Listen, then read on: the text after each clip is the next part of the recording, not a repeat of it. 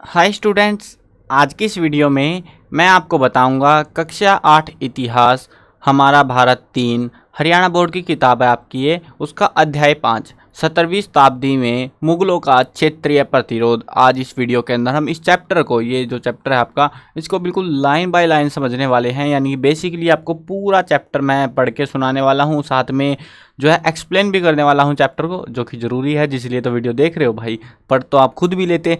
चलो अब यहाँ पे मज़ेदार बहुत प्यारी कहानी है, शुरू करेंगे इस कहानी को। लेकिन उससे पहले आपको काम की जानकारी दे देता हूँ, हर एक वीडियो में देता हूँ, फिर भी आपको नहीं पता चलता है क्या ही बोलूँ मैं इस चीज़ को लेके। देखो, मैंने जो है आप लोगों के लिए नोट्स, अभ्यास के प्रश्न उत्तर, महत्वपूर्ण प्रश्न उत्तर, एमसीक्यूज, हर एक चैप्टर के कंप्लीट बुक का सॉल्यूशन आपको लिखा हुआ भी मिलेगा, वीडियोस भी मिलेंगी।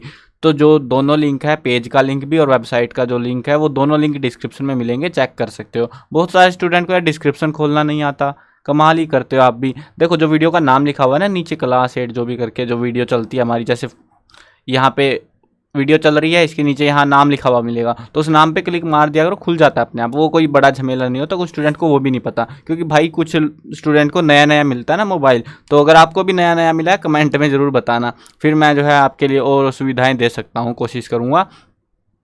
तो या फिर मैं जो है कमेंट में बोल देना, अगर कमेंट में चाहिए तो कमेंट में डाल दिया करूँगा, वो ज़्यादा ईजी अगर आपको लगता है तो वहाँ पे भी डाल दिया करूँगा। चलो अब शुरू करते हैं इस चैप्टर को, बहुत ही प्यारा चैप्टर है। क्या है इस चैप्टर के अंदर वो जानते हैं। 17वीं शताब्दी में मुगलों का क्षेत्रीय प्रतिरोध। अब ये जो मुगल थे, मुगलों का चैप्टर पहला ही आ गया था हमारे पास में। बहुत सारे शासक आए, बाबर आया, अकबर आया, और भी बहुत सारे आए। हम मेन के नाम बता दिए मैंने आपको, बाबर और अकबर।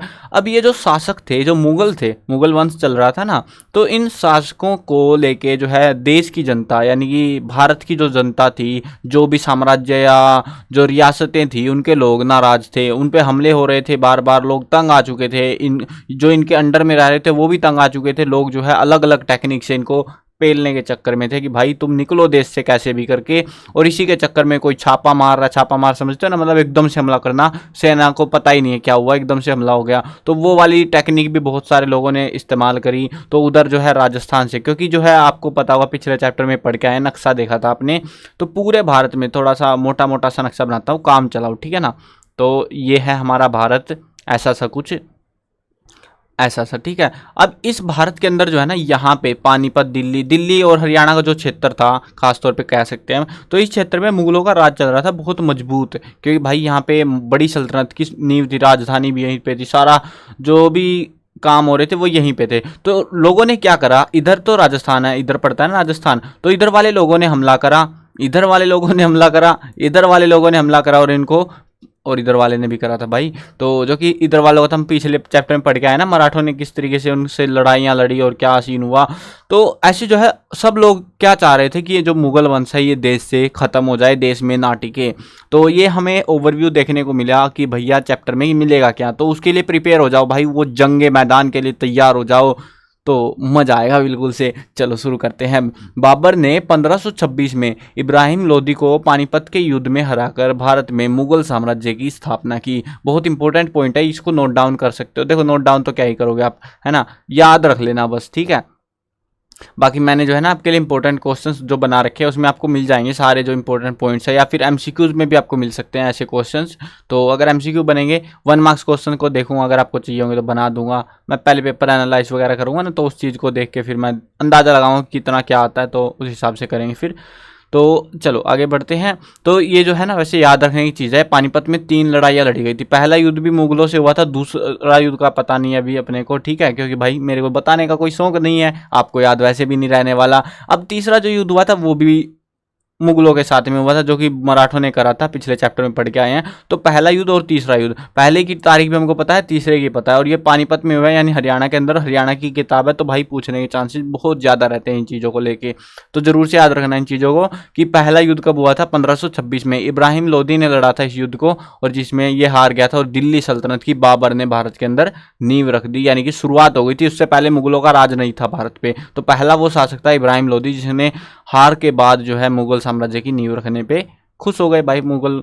उसे अपने साम्राज्य का विस्तार करने के लिए राणा संग्राम सिंह और मेदिनी राय जैसे वीर राजपूत शासकों से भी युद्ध करना पड़ा। बाबर के बाद उसके पुत्र हुमायूं को तो जीवन भर प्रतिरोधों का सामना करना पड़ा। अब बाबर तो बेचारा बूढ़ा हो गया, कटक लिया, बूढ़ा भी हुआ नहीं था ढंग से, लेकिन जो भी था उसकी मृत्यु हो गई। और उसके बाद जो उसका बेटा था हुमायूं, उसको पूरी जिंदगी, क्योंकि भाई पिता तो कल्टी हो लिया वहां से बीच में घुस के सेनाओं के, लेकिन अब बेटे को संभालना था सारा मामला। और पूरी जिंदगी इसका संघर्ष होता रहा कि भाई अब इसने हमला कर दिया, अब उसने हमला कर दिया, यही चलता रहा इसकी जिंदगी में।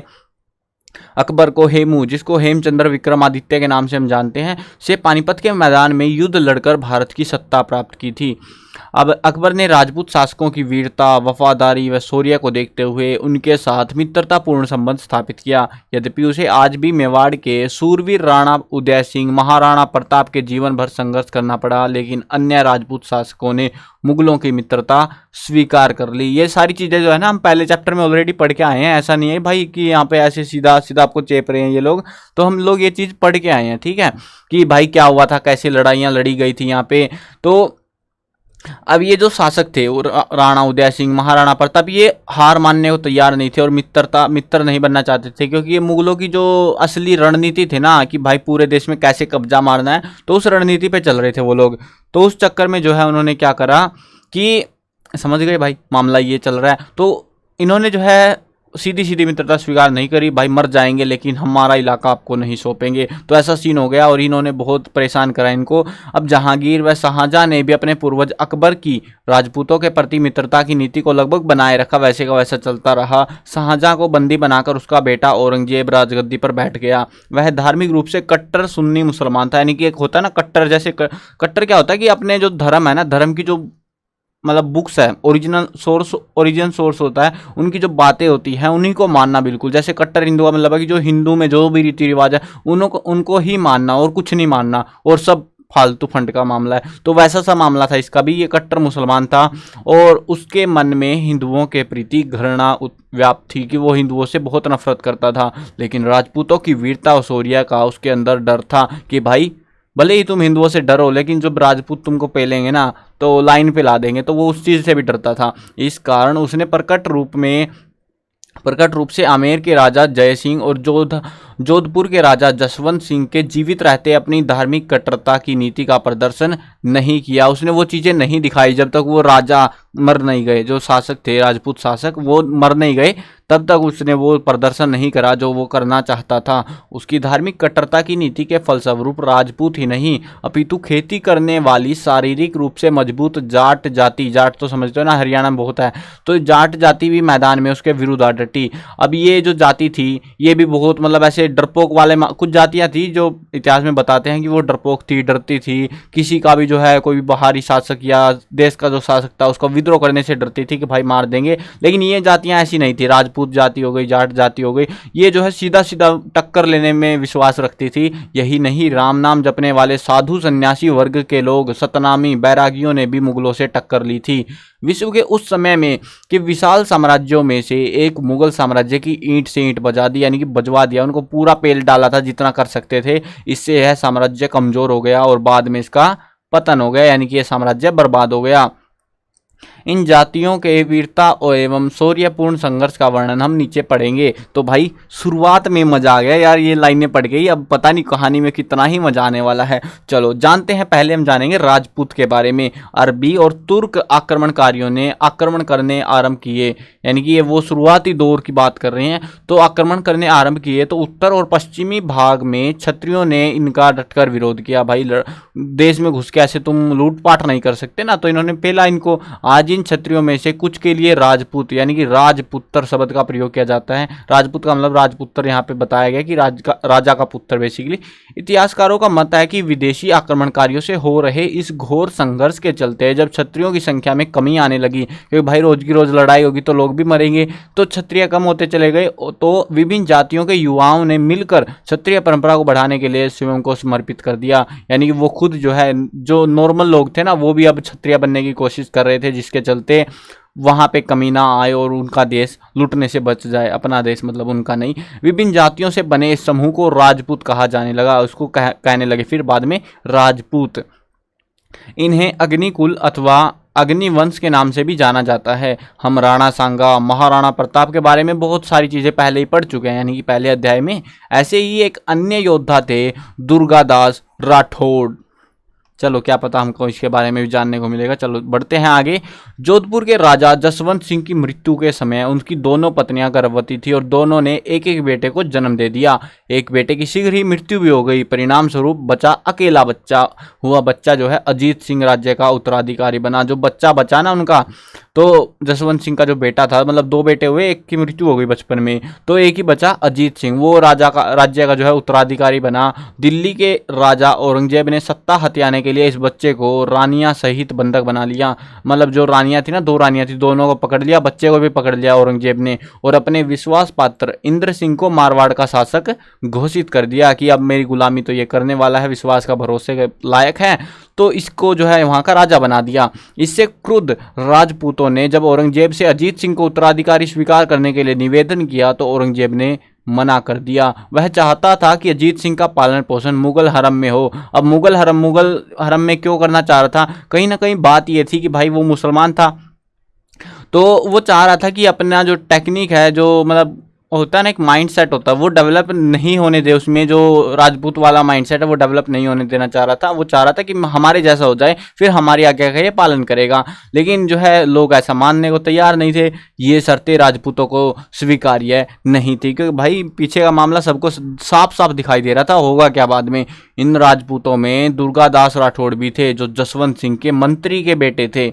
उन्होंने निर्णय किया कि रानियों और बच्चों को दिल्ली से बचा कर लाएंगे, जज्बा दिखाएंगे अपना, भले ही इसके लिए हमारी जान क्यों ना चली जाए। राजपूतों ने मुगलों से दोनों रानियों और भावी राजा अजीत सिंह को मुक्त करवा लिया। भाई देखो कितनी मेहनत करी इन्होंने। मुगल उनका पीछा करते रहे, लेकिन दुर्गादास और उनके साथी मुगलों के हाथ नहीं आए, वो ढूंढते रह गए बेचारे। औरंगजेब ने अपनी सेना जोधपुर भेज दी। अब क्यों भेज दी? क्योंकि भाई राजा तो वहीं जाएगा ना, रानी भी वहीं जाएंगी, तो वहां पे भेज दी ताकि वह लूटपाट कर सके, क्योंकि उसको लग गया अब तो हथियार उठने वाले हैं, तो लूट के कल्टी हो ले यहाँ से। वहां के बहुत से मंदिरों को उसने तोड़ दिया। इन्हीं दिनों औरंगजेब ने सारे क्षेत्र पर जजिया कर लगा दिया। जजिया कर एक प्रकार का कर होता है, मतलब टैक्स वसूली करने लगा वो उस चीज को लेके, तो वो लगा दिया उसने। दुर्गादास अपने साथियों सहित मुगलों की सेना पर गुरिल्ला युद्ध विधि के अंतर्गत हमले करते रहे। औरंगजेब ने मारवाड़ और मेवाड़ पर कब्जा करने के लिए अपने बेटे अकबर द्वितीय को नियुक्त कर दिया, लेकिन अकबर द्वितीय ने अपने पिता के विरुद्ध विद्रोह कर दिया कि बाप तू लायक नहीं है, मैं तो तेरे से विद्रोह करूंगा, और मुगल सेना को मेवाड़ से पीछे हटना पड़ा। भाई अब राजा का बेटा ही नहीं मान रहा तो और कौन मानेगा फिर, है ना। राजपूतों को इससे राहत मिली क्योंकि राजकुमार अकबर द्वितीय उससे मिल गया था, क्योंकि उनके साथ हो गया ना। भाई देखो सीधी सीधी बात है, अगर औरंगजेब की बात मान रहा है तो औरंगजेब का बेटा औरंगजेब के साथ है, लेकिन उसकी बात नहीं मान रहा तो मतलब इनके साथ है। दुश्मन का दुश्मन दोस्त होता है ना, तो वही मामला हो गया यहाँ पे भी। अब दुर्गादास राठौड़ ने इस विद्रोह में अकबर द्वितीय का साथ दिया, लेकिन अकबर द्वितीय का विद्रोह असफल रहा और वह दुर्गादास के साथ दक्षिण चला गया। उसके बच्चे दुर्गादास के संरक्षण में थे, जिन्हें औरंगजेब लेना चाहता था, क्योंकि भाई अब उनके वंश की बात थी ना, तो वो चाह रहा था, लेकिन बात नहीं बन रही थी। इस विवशता के कारण उसने दुर्गादास से समझौता कर लिया। जब उसने पाया कि दुर्गादास ने अकबर द्वितीय के बच्चों को इस्लामी पद्धति से पढ़ने दिया है, तो वह दुर्गादास से बहुत प्रभावित हुआ, क्योंकि उसकी टेक्निक क्या थी औरंगजेब की, कि भाई अब यहाँ के राजा को, जो मेवाड़ का राजा था, उसको पकड़ के लेके गया था, तो लॉजिक क्या था उसका कि मतलब वो चाह रहा था मुसलमान पद्धति से उसको पढ़ाएगा। अब हिंदू था लेकिन मुसलमान पद्धति से पढ़ाने की सोच रहा था वो। अब यहाँ पे इसको लगा, अब इसका बेटा चुरा लिया गया था, जब औरंगजेब के बेटे का बेटा मतलब इसका पोता चुरा लिया गया था, तो इसको भी लगा कि वो अपने टेक्निक से उसको पढ़ाएंगे। लेकिन जब इसको पता लगा कि भाई ये तो इस्लामी पद्धति, जो उनकी पद्धति है उसी से पढ़ा रहा है उसको, तो ये बहुत प्रभावित हुआ और उसने दुर्गादास को सम्मानित भी किया। अब तक अजीत, ये जो है यहाँ पे इनकी फोटो दिखा रखी है, स्वाभिमानी दुर्गादास राठौड़ अपने घोड़े पर ये बैठे हुए हैं ये वाले। तो चलो आगे बढ़ते हैं। अब तक जो है अजीत सिंह बड़े हो चुके थे। अब भाई टाइम लगता है ना, धीरे धीरे, छुटकू सा बच्चा था लेकिन वो धीरे धीरे बड़ा हो गया। वह इस योग्य हो गया था कि शासन कर सके, जो कि दुर्गादास का उद्देश्य था, वो तो वही चाहता था। सन 1707 में औरंगजेब की मौत होते ही मुगल शासन में अस्थिरता आ गई। अस्थिरता क्यों आ गई? भाई राजा मर गया, बेटे का पता नहीं, पोता पता नहीं कहाँ भटक रहा है, तो शासन कौन संभालेगा? इस अस्थिरता का लाभ उठकर जो है दुर्गादास ने उठाकर लिखना था इनको, ये भी गड़बड़ियाँ करते हैं। इस अस्थिरता का लाभ उठाकर दुर्गादास ने जोधपुर रियासत से मुगल सेना को भगा दिया और अजीत सिंह को वहां का शासक घोषित कर दिया। तो मतलब थोड़ा टेम्परेरी सा मामला चल रहा था, जो कि जोधपुर में बैठे हुए थे वो उसको पेल डाला, क्योंकि भाई राजा तो है ही नहीं कोई। तत्पश्चात दुर्गादास ने मुगलों द्वारा नष्ट और अपवित्र किए गए मंदिरों को दोबारा बनवाया। उसके बाद वे उज्जैन स्थित महाकाल के दर्शन करने गया, जहां उसकी मृत्यु हो गई। दुर्गादास राठौड़ का जीवन एक ऐसे राष्ट्रभगत का है जिन्होंने शुद्ध अंतकरण से सफलतापूर्वक अपने कर्तव्य निभाए। यानी कि वो एक मंत्री का बेटा था और उसने जो है मंत्री पद के लिए जो कार्य करने होते देश की रक्षा के लिए, वो उसने सारे काम किए थे। अब ये जो जजिया कर था वो आपको नहीं पता होगा तो बता देते हैं, वो जजिया कर था क्या। देखो जजिया जो है एक प्रकार का धार्मिक कर होता है, धर्म के आधार पर कर लिए जाते हैं लोगों से। इसे मुस्लिम राज्य में रहने वाले गैर मुस्लिम जनता से वसूल किया जाता है। समझ रहे हो, मतलब यहाँ पे अगर जोधपुर के अंदर जो है अगर कोई मुसलमान है तो उसको वो जजिया कर नहीं देना, जो हिंदू है उनको वो कर देना था। तो मतलब एक तरीके से जातीय भेदभाव टाइप का मामला ये। तो गैर मुस्लिम जनता से वसूल किया जाता है। इस्लामी राज्य में केवल मुसलमानों को ही रहने की अनुमति थी और यदि कोई गैर मुसलमान उस राज्य में रहना चाहे तो उसे जजिया देना होता था। तो उसको मतलब डबल लूटा जाता था भाई। जैसे हम लोग जो है हमारे यहाँ पे भी होता है ना कि बाहर से अगर कोई विदेशी बंदा आ जाए तो उसको लूटेगी सरकार, तो वही काम था यहाँ पे भी, इसका भी लूटती है यार, सीधी बात है। अपनों को ही लूट लेते हैं यहाँ पे, तो बाहर वालों की तो जरूरत ही नहीं। चलो आगे बढ़ते हैं। ऐसा नहीं है कि राजपूतों ने केवल रणभूमि में ही अपने कौशल दिखाए हों। जब अवसर मिला उन्होंने वैदिक संस्कृति और ज्ञान विज्ञान को भी बचाने और उसका प्रसार करने के प्रयत्न किए। इसका एक उदाहरण हमें जयपुर के कछवाहा शासक सवाई जय सिंह के रूप में भी मिलता है। इन्होंने ही जयपुर शहर का निर्माण करवाया था। कितना प्रसिद्ध शहर है ना जयपुर, तो यहाँ पर इसका निर्माण इन्होंने करवाया था। इस नगर की रूपरेखा एक बंगाली विद्वान विद्याधर भट्टाचार्य ने वास्तुशास्त्र और शिल्प शास्त्र के नियमों के अनुसार बनाई थी। जयपुर से पहले कछवाहा शासकों की राजधानी आमेर हुआ करती थी। जयपुर का निर्माण कर उन्होंने उसको नई राजधानी बना दिया, क्योंकि भाई नया शहर ताज़ा ताज़ा बना है तो नए नए शहर में रहेंगे, ये पुराने में क्यों रहे। सवाई जयसिंह को लगता था कि भारत के लोगों को खगोल विद्या का ज्ञान होना चाहिए। खगोल विद्या समझते हो ना, मतलब अंतरिक्ष, एलियंस के बारे में उनको पता होना चाहिए, मतलब जो भी टेक्निक्स होती है स्पेस के बारे में उनको पता होना चाहिए। इतने टाइम पहले यार, कमाल की बात है। इसीलिए उन्होंने भारतीय खगोल शास्त्र के आधार पर 5 खगोलीय वेधशालाओं का निर्माण करवाया। उन्हें आज जंतर मंतर के नाम से जाना जाता है। जंतर मंतर तो समझते हो, सबको पता होगा है ना। ये रहा देखो जंतर मंतर, ये बना हुआ जंतर मंतर, ये जयपुर स्थित एक वेधशाला है जिसको जंतर मंतर कहते हैं। लेकिन इनका वास्तविक नाम यंतर मंतर था। यंत्र का अंतर, यंत्र मतलब कोई औजार या उपकरण कह सकते हो। यंत्र का अर्थ होता है वैज्ञानिक उपकरण और मंत्र का अर्थ होता है गणना या परामर्श करना। यानी कि एक ऐसा उपकरण जो कि अंतरिक्ष के बारे में गणना करेगा, अंतरिक्ष में गिनेगा, तारे कितने हैं पता नहीं, कुछ भी गिनेगा कि नहीं गिनेगा, बट जो भी था उस टाइम के हिसाब से इन्होंने बहुत बेहतरीन काम करा था। ये अद्भुत यंत्र जयपुर, दिल्ली, काशी, मथुरा और उज्जैन में बनाए गए थे। 5 यंत्रों का निर्माण, 5 वेधशालाएं बनाई थी ना, तो सबको पता होगा। देखो किसी को बाकियों का नहीं पता, सबको दिल्ली का पता है भाई, दिल्ली में जंतर मंतर है ना, बाकी जगह पे भी है। तो 5 बनवाए थे इसने टोटल। इनमें से जयपुर, मथुरा और काशी के यंत्र आज भी उपयोग में हैं, आज भी उनको इस्तेमाल करते हैं और हम स्पेस में एलियंस को ढूंढ रहे हैं उनसे हैं। चलो आगे बढ़ते हैं। आपको यह जानकर हैरानी होगी कि आज भी यह यंत्र सटीक समय बताते हैं। उस समय भाई एलियंस वेलियंस नहीं ढूंढने थे उनको सिर्फ ये था कि समय बताओ, या कोई भी पद्धति अपनाने की कोशिश कर रहे थे वो अलग सी, तो समय बताते हैं। चंद्र ग्रहण, सूर्य ग्रहण की भविष्यवाणी में भी इनको उपयोग किया जा सकता है। इतना ही नहीं, इनकी सहायता से सौर मंडल के अन्य ग्रहों का भी अध्ययन किया जा सकता है। कैसे भाई, इसमें इस सीढ़ी के ऊपर खड़े होगे तुम क्या देखोगे, कौन सा ग्रह दिखेगा तुमको, वो मेरे को समझ नहीं आया, बट बाकी चीज़ें ठीक है भाई। समय और ग्रहण का ये सही सही जानकारी हमको दे देते हैं। बाकी सौर परिवार का मेरे को गड़बड़ लग रहा है मामला इसमें। चलो जो भी है मान लो भाई, होता है वो भी होता है। अब देखते हैं राजपूत स्त्रियों का क्या योगदान था, क्योंकि देखो पुरुषों ने अपना योगदान दिया, बहुत सारा योगदान दिया बल्कि, तो अब जो उनकी स्त्रियां थी उन्होंने कितना योगदान दिया इस चीज़ को आगे बढ़ाने में, राजपूत महिलाओं का चरित्र कैसा था, इसे समझने के लिए हम राजस्थान के राजा जसवंत सिंह के जीवन की घटना का उदाहरण दे सकते हैं। राजा जसवंत सिंह दारा सिकों के समर्थन में औरंगजेब से लड़ाई कर रहे थे। अब औरंगजेब ने नाक में दम कर रखा था सबकी, तो इसी से लड़ाई कर रहे थे। इस युद्ध में बहुत से राजपूतों की मृत्यु हो गई और जसवंत सिंह बहुत कठिनाई से बच पाए। फ्रांसीसी इतिहासकार बर्नियर के अनुसार जो है, ये प्रसिद्ध इतिहासकार है, कई जगहों पे आपको नाम मिलेगा। ये जो है इसने बहुत सारी किताबें लिख रखी है, मतलब उनमें से कहानियां पढ़ लेते हैं हम लोग। तो बर्नियर के अनुसार राजा जसवंत सिंह की पत्नी को जब राजमहल में यह सूचना मिली कि राजा अपने 8000 बहादुर राजपूतों से में से युद्ध के बाद बचे हुए 500 सैनिकों के साथ लौट रहा है, मतलब कि 8000 लोगों को वो लेके गया और सिर्फ बचे कितने, 500, सारे मर गए वहीं पे। उसने महल के द्वार उसके लिए बंद करने का आदेश दे दिया कि इस राजा को घुसने ही न दो, तुम ये राजा लायक नहीं है, 500 लोगों को लेके आया, बस इतने सारों को मरवाया उधर ही। रानी ने कहा यदि वह युद्ध में विजयी नहीं हो सकता तो क्या होगा उसके साथ, समझ लो भाई, तो उसे वीर गति को प्राप्त हो जाना चाहिए, मर जा जाके वहीं पे, यहाँ मत आ जियो बिल्कुल भी, इस महल में घुसने की हिम्मत मत करना अपने ही मतलब राजा को।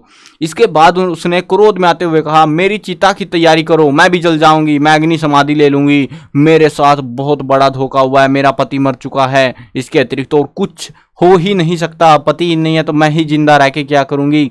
इतना कहकर वह गहरे शोक में चली गई और अगले 8-9 दिनों तक इसी स्थिति में रही और उसने अपने पति को देखने और मिलने से मना कर दिया। इतने में रानी की माँ वहां आ गई। रानी की माँ, अब दबेगी रानी बेचारी शायद से, और उसने अपनी बेटी के क्रोध को ये कहकर शांत करवाया कि जैसे ही राजा अपने युद्ध की थकान को दूर कर लेगा वह एक नई सेना लेकर औरंगजेब पर हमला करके अपना सम्मान प्राप्त करेगा। ऐसे बेइज्जती की बात मत कर बेटी, ऐसे तो तुम तौहीन कर रही हो अपने राजा की। इस घटना से आप समझ सकते हैं कि राजपूत महिलाओं का चरित्र और दृढ़ता कैसी थी। अंग्रेजी इतिहासकार कर्नल टाड राजपूत महिलाओं के विषय में लिखते हैं, राजपूत महिलाएं बहुत ही चरित्रवान, परिवार के लिए समर्पित, स्नेह करने वाली, परिवार का संचालन करने वाली, पति के साथ युद्ध और खेलों में भागीदारी करने वाली, कायरों से घृणा करने वाली और सामाजिक तथा घरेलू कार्यों में प्रभावशाली भूमिका निभाने वाली थी। तो मतलब समझ सकते हो बहुत ही इज्जत वाली महिलाएं थी। तुर्कों और मुगलों के युद्ध करने के नियम राजपूतों के नियमों के विपरीत थे। जहां राजपूत ये बात मानते थे कि निहत्थों, साधारण नागरिक, वृद्धों और महिलाओं पर किसी प्रकार का अत्याचार नहीं होना चाहिए, इसके विपरीत तुर्क और मुगल महिलाओं को पकड़कर उनके साथ बुरा व्यवहार करते थे। अब वो तो भाई मुसलमान ठहरे, बाहर के लोग लुटेरे, तो वो तो लूटने आए हैं, सब कुछ लूट डालेंगे वहीं पे। जब कभी ऐसी स्थिति आ जाती थी तो राजपूत के दुर्ग को घेर लिया जाता था और बचने की कोई आशा नहीं होती थी। तब सभी पुरुष अंतिम युद्ध के लिए निकल पड़ते थे कि जान जाए तो जाए लेकिन घर में घुसने ना पाए, और पीछे बच गई महिलाएं अपना सम्मान बचाने के लिए सामूहिक रूप से जोहर कर लेती थी। जोहर क्या होता है कि मतलब जितनी भी स्त्रियां, अगर उनको पता लगता है कि मतलब महल के दरवाजे सारे बंद है, राजा सैनिक सब बाहर निकल चुके हैं, जो पुरुष है मतलब, तो वो लड़ाई करेंगे। अगर वो युद्ध हार जाते हैं तो सारी सारी स्त्रियां उस कुंड में होता है, एक अग्नि कुंड होता है, उसमें कूद के अपनी जान दे देंगी, उसको जोहर कहते हैं। तो ये जोहर कर लेती थी। इस प्रकार के युद्ध को साका कहते थे। इसका अर्थ था विजय या फिर मौत। दो ही ऑप्शन थे, या तो तुम जीत जाओ या फिर मर जाओ, तीसरा ऑप्शन नहीं है कि भाई वापिस आ जाओ तुम। चलो आगे बढ़ते हैं। अब हम जानते हैं जाटों के बारे में। जाटों ने भी बहुत सारा काम किया है। अरे भाई थोड़ा सा और सरक जाओ ऊपर यार, आए गलत बटन दबा रहा हूँ क्या मैं? हाँ चलो। जाट मध्यकाल में दिल्ली के आसपास मथुरा, आगरा, पश्चिमी उत्तर प्रदेश, राजस्थान, हरियाणा, पंजाब के निवास करते थे। मतलब यही इलाका यार, अपना इलाका, अपने आसपास के इलाके। ये मुख्यतः खेती करते थे और बलिष्ठ शरीर और शौर्य से परिपूर्ण लोग थे। इन्होंने महमूद गजनवी और उनके उत्तराधिकारियों से लोहा लिया। जाट स्वभाव से स्वतंत्रता प्रिय लोग थे, यानी कि आज़ाद रहना पसंद करते थे, किसी की नौकरी चाकरी बस की नहीं हमारे। इनके आज भी ऐसे ही, वैसे तो इनके गांव स्वतंत्र गणतंत्र की भांति कार्य करते थे। सल्तनतकालीन शासक और अधिकतर मुगल शासक भी इनके स्वतंत्रता प्रिय एवं न्याय प्रिय स्वभाव से अवगत थे। इसीलिए उन्होंने जाटों के गांव में हस्तक्षेप किया ही नहीं, बेचारे चुपचाप अपना कल्टी हो लिया वहीं से। उनकी स्वतंत्रता को बनाए रखा उन्होंने। मुगल सम्राट अकबर ने 2 आदेश जारी करके जाटों की आंतरिक स्वतंत्रता, जाट पंचायतों को मान्यता एवं जाटों को अपने धार्मिक रीति रिवाजों को अपनी प्राचीन मान्यताओं के अनुसार करने की पूर्ण स्वतंत्रता दे रखी थी, क्योंकि भाई जनता भड़कानी नहीं है और बहुत सारे थे यहाँ पे। तो जिससे जाटों ने शासन के प्रति विश्वास उत्पन्न हुआ कि भाई शासक बढ़िया है, ये राजा बढ़िया है।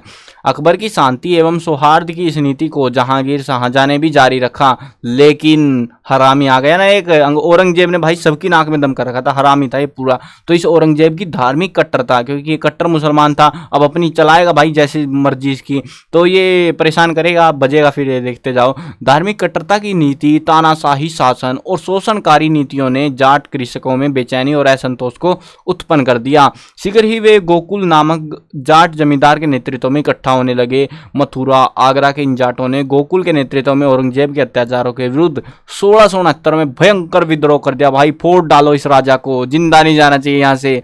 विद्रोह को दबा दिया गया भाई, उसके पास भी सेना थी, वो ऐसे फुट थोड़ी ना जाएगा, उसने दबा दिया विद्रोह को और गोकुल शहीद हो गया। जो मतलब लीडर था यार वही चला गया, तो अब कौन ही कुछ करेगा। लेकिन इस विद्रोह और मुगलों के अत्याचारों ने जाटों को लगातार संघर्ष के लिए प्रेरित किया। गोकुल के बाद ब्रिजराज, फिर राजा राम आया, फिर चूड़ामन आया, फिर बदन सिंह, फिर सूरजमल के नेतृत्व में यह संघर्ष चलता ही रहा जब तक औरंगजेब नहीं चला गया। इस संघर्ष ने अन्य संघर्षों को जन्म दिया और मुगलों के पतन में बहुत महत्वपूर्ण भूमिका निभाई। जाटों के संघर्ष का वर्णन नीचे दिया गया है, अलग अलग लोगों ने, बहुत सारे लोगों के नाम लिए ना हमने भाई, तो पढ़ लेते हैं भाई किसने क्या किसने कितना योगदान दिया अपना, किसने कितने मुगलों को पेला। चलो देखते हैं गोकुल के बारे में। गोकुल को जाटों का अग्रणी राजनीतिक नेता माना जाता है। वह सिनसिनी गांव के जमींदार रोडिया सिंह का पुत्र था। उसका वास्तविक नाम ओला था, भाई अजीब ही नाम है ओला, और तथा कुछ स्रोतों से उसे कान्हड़ देव भी कहा गया है, मतलब कई जगहों पर उसको कान्हड़ देव के नाम से जाना जाता था। वह एक वीर पुरुष था। उसमें अदम्य साहस, वीरता एवं संगठन क्षमता के अद्भुत गुण थे, जिनके बल पर उसने खेती करने वाले साधारण किसानों को सैनिकों के रूप में संगठित करके विशाल एवं शक्तिशाली मुगल साम्राज्य के विरुद्ध उनको खड़ा कर दिया। गोकुल ने मथुरा और आगरा के किसानों के में व्याप्त असंतोष को विद्रोह में बदल दिया, लोगों को भड़का दिया पूरा नेक्स्ट लेवल पे। 1669 में गोकुल के योग्य नेतृत्व में विद्रोह भड़क उठा। यद्यपि यह विद्रोह गोकुल के नेतृत्व में अधिकतर जाटों द्वारा हुआ, लेकिन इसमें अन्य किसान जातियां जैसे कि मेव, मीणा, अहीर, गुर्जर, नरुका, पंवार एवं अन्य भी जो जातियां थी, जो किसान थे बेसिकली, वो सारे शामिल हो गए। सारे विद्रोही 1669 में गोकुल के नेतृत्व में मथुरा से 6 किलोमीटर दूर सहोरा गांव में इकट्ठा हो गए और उन्होंने मुगलों को कर देने से मना कर दिया। सारा रोड़ा किसका था भाई? कर देने का, क्योंकि भाई कर नहीं देना चाहे कुछ भी हो जाए। अब कर का मामला क्या था कि कमाई तो होती नहीं थी उस टाइम पे इतनी ज़्यादा, और ऊपर से ये मुगलों ने लगा रखे थे कर। इसने लगा दिया, जो औरंगजेब था इसने जजिया कर लगा दिया और फलाना दिमक्का। अब अकबर ने हटा रखा था वो कर, लेकिन इसने वापस लगा दिए थे। तो इससे लोग बहुत परेशान थे कि पहले ही कर देना था, उसके ऊपर और भी कर देना पड़ेगा अब से। तो इस वजह से लोग परेशान थे और इन्होंने इकट्ठा होकर सलाह मिला ली कि भाई अब कर नहीं देंगे, अगर कोई फालतू बोलेगा तो मार डालो। मथुरा के फौजदार अब्दुल नबी ने सैनिक टुकड़ी के साथ विद्रोहियों पर हमला कर दिया। इस लड़ाई में विद्रोहियों ने अब्दुल नबी को मारकर विजय प्राप्त कर ली। उस जो आया था उनको चुप कराने, उसको ठोक डाला। वही नीति यार, आओ पीटो और मरो या मर जाओ, मार दो। विजय से उत्साहित होकर गोकुल ने सदाबाद के परगने पर अधिकार कर लिया। शीघ्र ही जो है विद्रोह अब तेज होएगा भाई, आगरा तक फैल गया। औरंगजेब ने सैफ सिकन खान को मथुरा का नया फौजदार नियुक्त कर दिया, उसको भेज दिया, लेकिन विद्रोह फैलता चला गया। मुगल सम्राट ने कूटनीति का सहारा लेते हुए गोकुल को माफी का प्रस्ताव भेजा कि भाई माफ कर दो, जिसे गोकुल ने नकार दिया कि ना रे ना, ऐसे कैसे गलती करोगे तुम और हमको पागल समझ रहे हो। अब विद्रोह के विस्तार को देखते हुए औरंगजेब ने खुद शाही सेना के साथ प्रस्थान किया। खुद राजा आ गया भाई अपनी सेना उठा के कि चल अब बताता हूँ तेरे को, आमने सामने आजा बेटा तू, अब बताता हूँ। मुगल सम्राट ने रेवाड़ा, चंद्राखा, सरखुद में विद्रोह को दबाने के लिए हसन अली खां को भेज दिया। विद्रोहियों ने वीरता से सामना किया। 300 विद्रोही मारे गए और 250 महिला पुरुष जो है विद्रोहियों को बंदी बनाकर हसन अली खां औरंगजेब के पास पहुंच गया उनको लेके। औरंगजेब बहुत खुश हुआ, मजा ही आ गया भाई, तूने तो मस्त काम कर दिया। और उसने सैफ सिकन खान की जगह हसन अली खान को मथुरा का फौजदार नियुक्त कर दिया, अब उसको बना दिया। हसन अली खां 5000 विशेष सिपाहियों की सेना और 25 तोपों के साथ विद्रोहियों से निपटने चला गया। दूसरी ओर गोकुल के नेतृत्व में सिर्फ 2000 किसान इकट्ठा हुए थे, मतलब उधर 5000 उधर 2000। अब पिटाई होगी।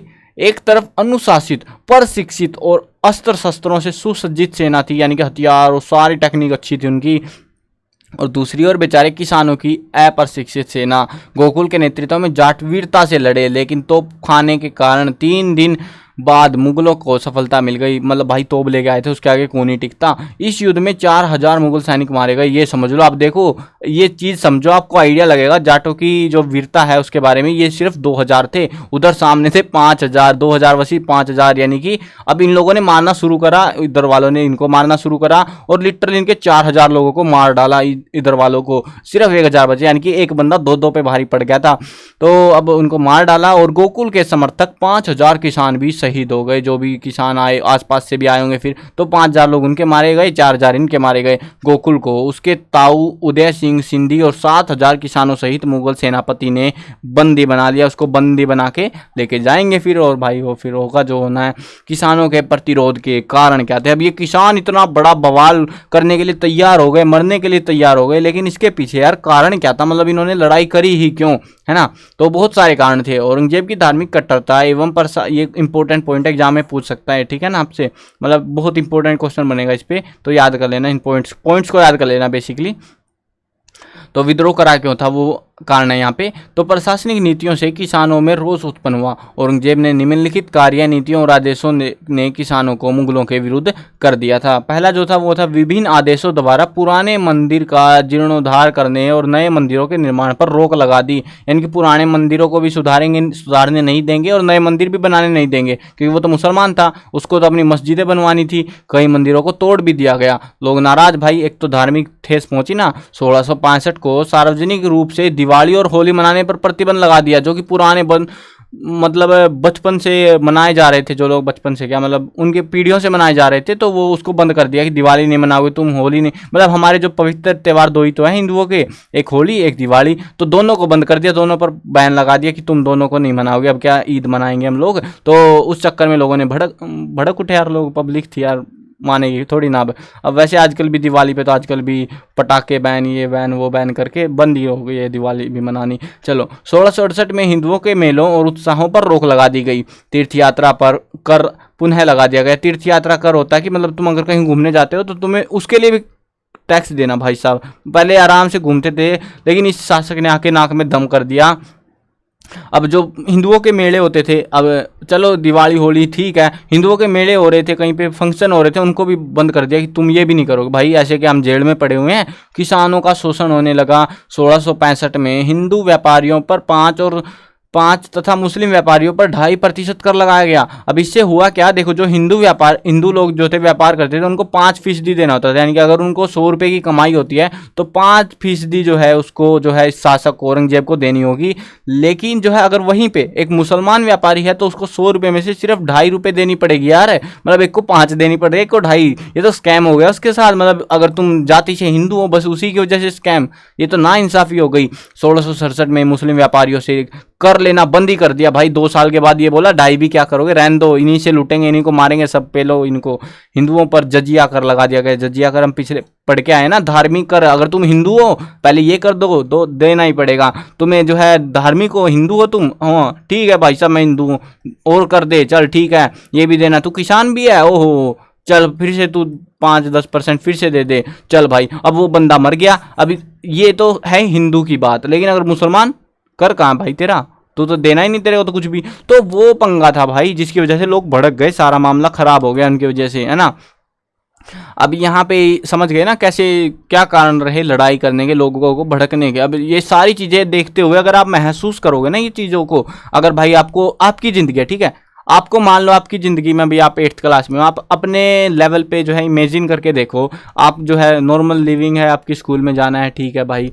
अब उसके बाद में जो है आना, खाना पीना, मौज लेना, है ना। आपको जो है एक तरीके से कह दे कि आपको जो है कहीं खेलने नहीं जाना, बैन। आप मोबाइल में खेलते हो, पबजी फ्री फायर कुछ भी फलाना डिमक्का भी खेल सकते हो, तो जो भी गेम खेलते हो बंद तुम्हारा। बाहर खेलने जाऊँ मम्मी, नहीं बाहर भी बंद, घर में बैठ जा, घर में चल ठीक है घर में बैठ गया मैं आराम से, घर में कुछ खेल, ये भी बंद, बिल्कुल बैठ जा आराम से, चुपचाप बैठा रहा, पूरा दिन चुपचाप बैठा रहा। अब आपको कैसा फील होगा? अब ऐसे लगोगे ना जैसे बंद बना दिए, जेल में बंद कर रखे हो आप, तो ऐसी फीलिंग आने लगी लोगों को। उसके बाद में जो है लोगों को फालतू फंड में टोका जाने लगा कि भाई तेरी तो तुम कमाई थोड़ी ना करते हो कुछ, ठीक है, ठीक ठाक सी कमाई है। मान लो आप वैसे तो कमाई करते नहीं हो, आप 8th में हो, आप तो पढ़ने वाले स्टूडेंट हो। अब आपसे बोला जाए, आपकी मम्मी बोले कि बेटा हर रोज़ तो तेरे को मेरे को 100 रुपये देने हैं, अब आप कहाँ से लाओगे उनको। तो ये सारी चीज़ें हुई, ऐसा ही मामला सा हो गया था उनके साथ में भी, जिसकी वजह से लोग भड़क के उठे थे। वो किसान जो है, अब आप उस लेवल पे अगर आप इमेजिन कर रहे हो तो आप समझ सकते हो उस चीज़ को कि उन लोगों के साथ कैसी बीत रही होगी जो इतने दुखी हो चुके थे। अपने मतलब परिवार के जो संपत्तियां हैं वो भी बेचनी पड़ रही थी लोगों को उस चक्कर में। अब गोकुल की शहीदी कैसे हुई? जाटों ने मुगलों से संघर्ष में अपनी वीरता और शौर्य का परिचय दिया, लेकिन शक्तिशाली मुगल सेना के सामने सीधे सरल किसान मजबूर थे भाई। करे भी करे क्या, अगर पीटे तो पीटे, मतलब मारने जाएंगे तो मरना ही है, लेकिन अगर नहीं मारने जाएंगे तो भी मरना ही है। तो भाई मार लो उसको भी, जाके ठोको उसको भी।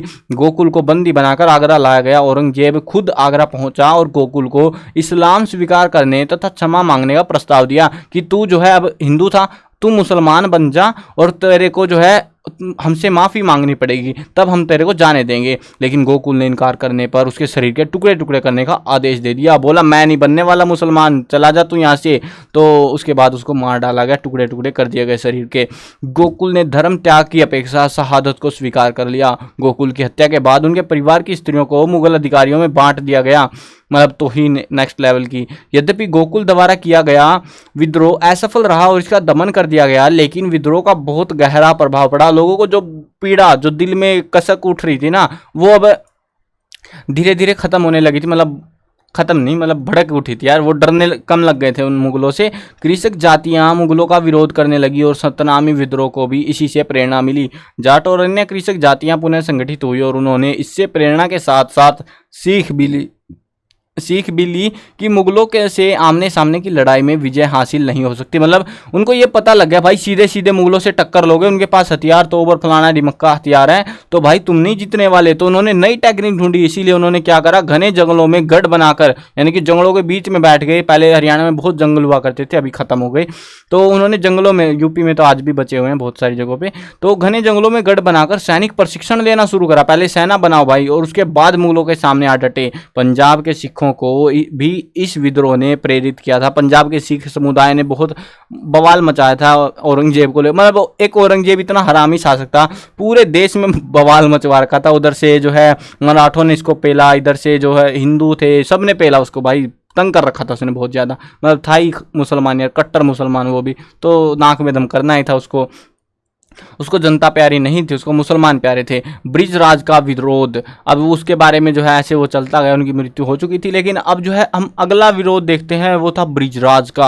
औरंगजेब के हाथों गोकुल की दर्दनाक मृत्यु से जाटों में आक्रोश फैल गया कि तुमने हमारे नेता को कैसे मार दिया। उन्होंने आगरा मथुरा के आसपास सारी सेना और सैनिक चौकियों को लूटना शुरू कर दिया। मार डालो सबको भाई, देश में बवाल मच चुका है अब तो। सिनसिनी गांव के ब्रिजराज, उनके भाई भज्जा सिंह और भज्जा सिंह के बेटे राजा राम के नेतृत्व में एक बार वे एकजुट होने लगे। 1680 से 82 के बीच 2 साल लग गए के बीच जो है जाट विद्रोहियों का नेतृत्व ब्रिजराज ने किया। भू राजस्व देने से मना करने पर औरंगजेब ने मुल्लत को आगरा का फौजदार बनाकर जाटों का दमन करने भेज दिया। भाई ये फिर से कर नहीं दे रहे, जा पेल गया इनको, लेकिन उसे जाटों के सामने घुटने टेकने पड़ गए।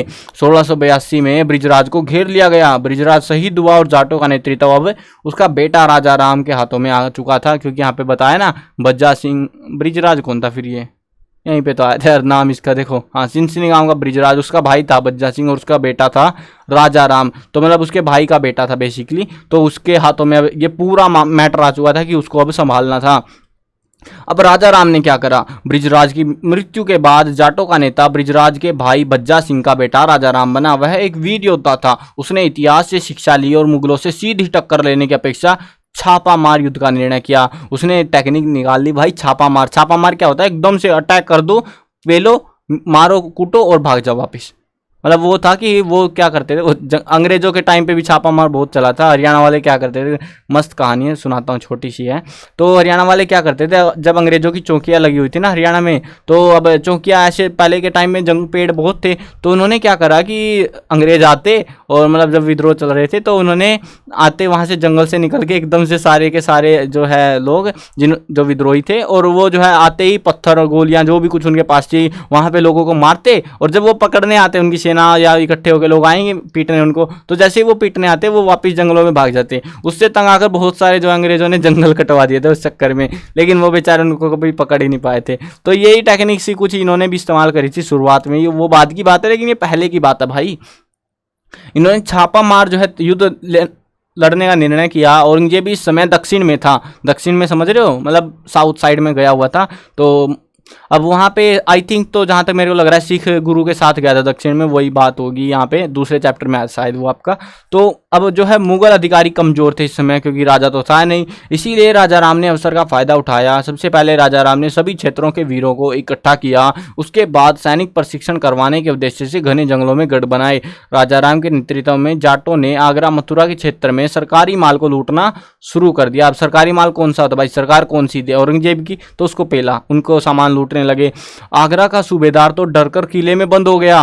1687 में औरंगजेब ने अपने पोते बेदार बख्त को जाटों का दमन करने के लिए वहां से भेजा। उसके पहुंचने से पहले राजा राम ने 1688 में सिकंदरा में अकबर के मकबरे पर हमला करके और कब्र खुदवा कर अकबर की हड्डियां जला दी, बेइज्जती कर दी उसकी, मतलब एक मुसलमान था उसको हड्डियां जलाना मतलब बेइज्जती हो गई ना उनकी। तो और मुख्य द्वार को तोड़ दिया गया, छत पर लगी बहुमूल्य धातुओं को उतार लिया गया। इस प्रकार राजा राम ने गोकुल की मौत का बदला लिया। उसने हमारी बेइज्जती करी, हम तुम्हारी बेइज्जती करेंगे। बेदार वक्त अप्रभावी सिद्ध हुआ और तो औरंगजेब ने आमेर के बिशन सिंह को भेज दिया। दोनों में युद्ध हुआ, राजा राम वीर गति को प्राप्त हो गया, लेकिन अभी भी जाटों ने मुगलों का विरोध जारी रखा। भाई नेता ही तो मरेगा खास तौर पे, लेकिन बाकी लोगों ने अब भी हार नहीं मानी थी। अब यहाँ पे अच्छा ये तो कुछ हो रही है, चलो। महाराजा सूरजमल द्वारा बनाया गया लोहगढ़ का दुर्ग एक अजेय दुर्ग था। अजेय दुर्ग इसको कहते हैं, मतलब इसको कभी जीता नहीं जा सकता था, ऐसा दुर्ग जो है किला उसने बना रखा था। इसे अजयगढ़ के नाम से भी जाना जाता है। मिट्टी की प्राचीर होने के कारण इसे मिट्टी का दुर्ग भी कहा जाता है। इसके उत्तरी द्वार का दरवाजा अष्ट धातु का बना है, जिसे जवाहर सिंह दिल्ली विजय पर लाल किले से लेकर आए थे। तो वहां से ले जाके भाई वो दरवाजा बनाया था, इतना मजबूत दरवाजा जिसको तोड़ा ही नहीं जा सकता था।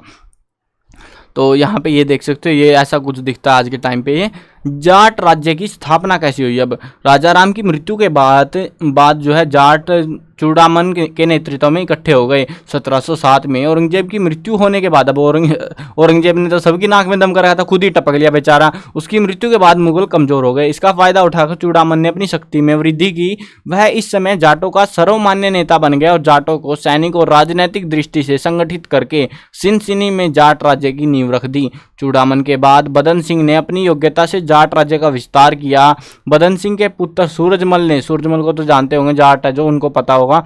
तो अनेक सैनिक युद्धों से विजय प्राप्त करके भरतपुर के जाट राज्य की स्थापना की। सही अर्थों में वह भरतपुर के जाट राज्य का संस्थापक था, मतलब जाट राज्य की शुरुआत इन्होंने करी थी सूरजमल ने। तो इस वजह से हम इनको जानते हैं खासतौर पे। पहले वालों को, जाटों को, जो नेता थे जो शहीद हो गए, उनको हम नहीं जानते, बट इनको हम जानते हैं, सूरजमल को। और तत्कालीन भारत के महान राजाओं में से एक था। उसे जाट जाति का प्लेटो भी कहा जाता है। मुगलों के धार्मिक अत्याचारों के विरुद्ध जाटों का उदय हुआ था तथा जाटों ने अपने प्रारंभिक रीति रिवाज एवं स्वतंत्रता में मुगलों के हस्तक्षेप को कभी स्वीकार नहीं करा। पूरे ब्रज प्रदेश का अधिकार स्थापित करने के बाद सूरजमल ने 12 जून 1761 को मुगलों की द्वितीय शाही राजधानी आगरा पर कब्जा कर लिया। आगरा तो बड़ी प्रसिद्ध थी ना उनकी, तो उस पर ही कब्जा मार लिया इसने। अब आते हैं हमारे पास में, वो है सतनामी। सतनामियों के बारे में पढ़ते हैं अभी कि उन्होंने क्या करा।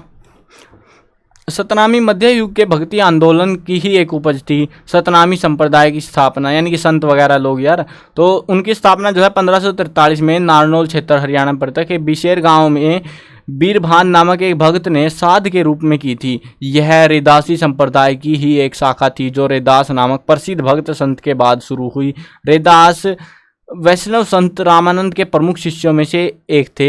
आई थिंक दूसरे चैप्टर में आए थे ये भगत वगैरह ना, रामानंद वगैरह जिक्र आया था। कहा जाता है कि बीरभान उद्भव दास नामक रैदास के शिष्य से प्रभावित थे। साध एकेश्वरवादी थे और ईश्वर के सच्चे नाम यानी कि सतनाम में विश्वास रखते थे, इसीलिए वे सतनामी कहलाए। क्योंकि सतनामी क्यों कहलाए? क्योंकि वे सतनाम में विश्वास करते, भगवान का एक ही अर्थ, एक ही भगवान को वो मानते थे। ये भौतिक जगत के आंशिक सन्यासी का जीवन जीते थे।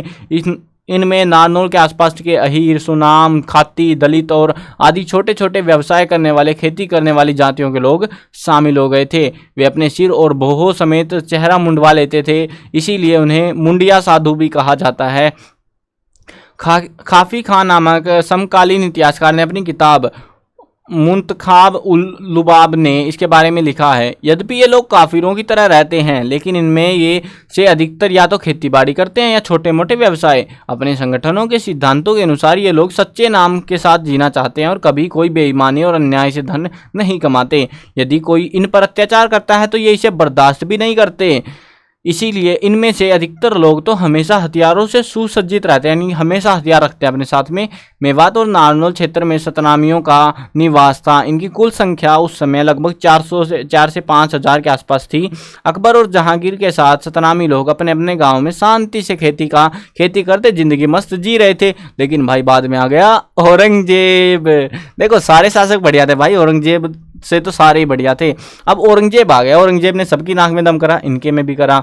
अब औरंगजेब के धार्मिक कट्टरता के समय में उसके राजस्व अधिकारियों के अन्याय के विरुद्ध 1672 में नारनौल क्षेत्र के गांव में सतनामियों ने विद्रोह कर दिया। एक दिन सतनामी किसान से सरकारी प्यादे का झगड़ा हो गया। प्यादे होते हैं ना, मतलब गुलाम वगैरह जो होते हैं उस टाइप के, सैनिक टाइप का ही होता है वो भी।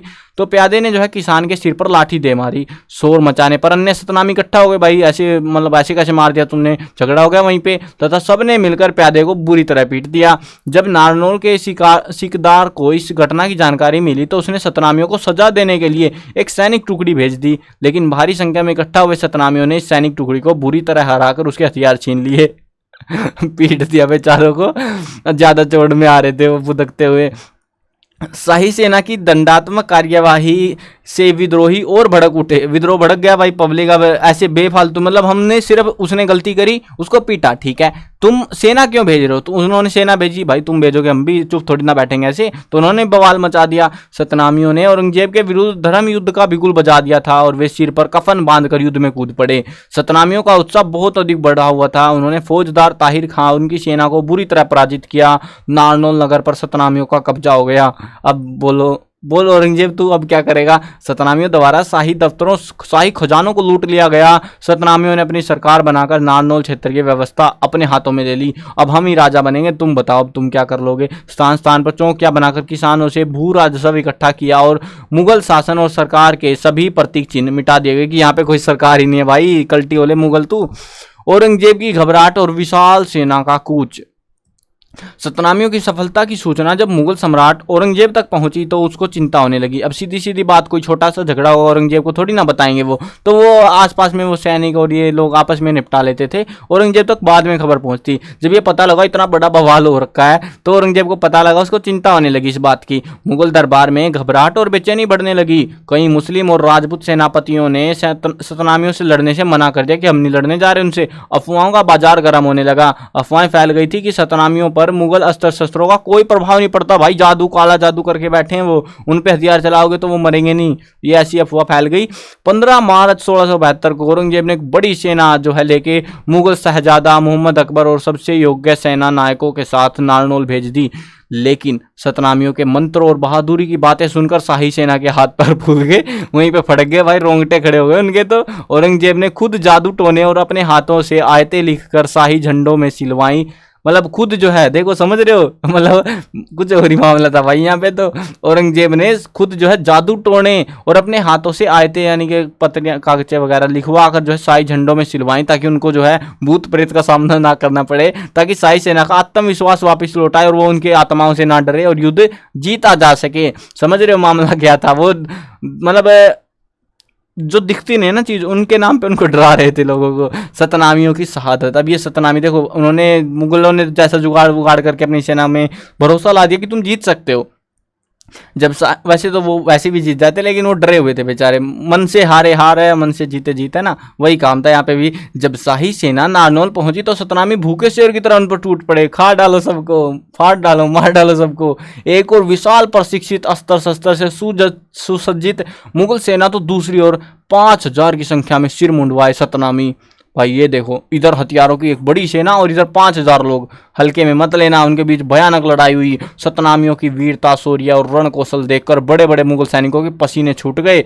पीछे ना हटने की तो मानो सतनामी सौगंध खाकर बैठे थे, हम नहीं पीछे जाएंगे, निकल ले कल्टी वाले मार डालेंगे सबको। सैकड़ों सतनामी कटकर ढेर हो गए, लेकिन मुगल सेना आगे ना बढ़ सकी। उनके बस की बात नहीं थी भाई वो वहां पे जा सके आगे। अंत में अधिक संख्या, अच्छे हथियारों से सुसज्जित, अनुशासित ढंग से लड़ने वाली मुगल सेना जीत गई, क्योंकि भाई वो ज्यादा थी ना। लगभग 5000 सतनामियों की यहाँ पे शहादत हो गई, यानी कि वो मृत्यु प्राप्त हो गई। सतनामी विद्रोह को औरंगजेब ने दबा दिया और उसके बाद उसने हरियाणा के क्षेत्र में धार्मिक स्थलों पर विध्वंस करके अपने भड़ास निकालने का प्रयास किया। अब ये सतनामी क्या थे, मंदिर वगैरह और ये चीज़ों में जो है बिलीव करते थे ना, तो इन्होंने वही तोड़वाने शुरू कर दिया मंदिरों का। और उसके बाद वो किसान भड़क उठे भाई। फिर उन्होंने रेंदा, जो कि पहले हमने मतलब स्टार्टिंग में पढ़ा था ना, किसानों ने कैसे विद्रोह करा, तो वो जो है पहले यहाँ पे हुआ, इन्होंने मंदिर तोड़े और ये सारा बवाल मिल मिला के जो है ऐसे फूट पड़ा औरंगजेब के ऊपर। उसको संभालना मुश्किल हो रहा था। फिर भी इस विद्रोह ने मुगल साम्राज्य की जड़ें हिला दी थी। सतनामियों के बाद राजपूत, जाटों, बुंदेलों, सिखों ने भी एक के बाद एक विद्रोह करके साम्राज्य को कमजोर करके उसका पतन निश्चित कर दिया। औरंगजेब तू क्या, तेरी पीढ़ियां भी यहाँ जिंदा नहीं बचेंगी। तो ऐसा काम हो गया। तो ये था आपका पूरा चैप्टर, बहुत प्यारा चैप्टर था, मजा आ गया मेरे को तो पढ़ा के ही मजा आ गया यार। मतलब पढ़ के तो सबको मजा आता है, पढ़ा के ही मजा आ गया। चलो आई होप आपको भी मजा आया होगा यार। मजा आया तो लाइक कर देना वीडियो को। जो लास्ट तक देख रहे हैं तो कमेंट में बताना, क्योंकि यार इतनी मेहनत करता हूँ आप लोगों के लिए और आप पता नहीं कमेंट भी करके नहीं जाते कि वीडियो अच्छी लगी नहीं लगी, क्या सीन था। तो यार तुम बता दो दिया करो भाई। अगर आखिर तक देखिए, तुम बता दो कि मैंने आखिर तक देखी है वीडियो। अगर आप बताते हो हमको तो मेरे को और खुशी होगी भाई, मैंने इतनी मेहनत करी आपके लिए, वो सक्सेस हो रही है, अच्छी है वो चीज़, आपको पसंद आ रही है। या फिर अगर कोई दिक्कत लगती है, कोई कमी लगती है, तो वो भी आप कमेंट्स में बता सकते हो। चलो फिलहाल वीडियो खत्म करते हैं। और हाँ, क्वेश्चन आंसर और ये सारी चीज़ें MCQs वगैरह वो आपको अलग वीडियो में मिलेंगी, प्लेलिस्ट का लिंक डिस्क्रिप्शन में चेक कर लेना भाई, ठीक है। बहुत सारे बोलते हैं कि सर दूसरा चैप्टर दे दो, तीसरा दे दो, भाई सारे जो है वो प्लेलिस्ट में ही मिलेंगे आपको, वहाँ पे चेक कर लिया करो, ठीक है।